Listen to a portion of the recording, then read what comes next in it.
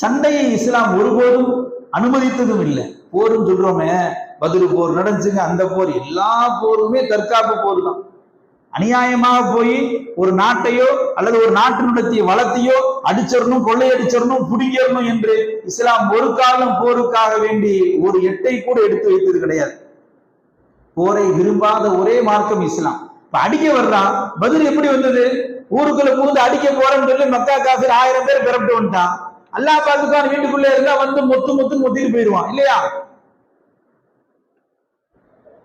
ஒருவன் தாக்க வருகிற பொழுது எதிர்த்தாக்குதல் அது இஸ்லாத்திலே கடமை. அந்த நேரத்தில் கோலையா இருந்திடக்கூடாது.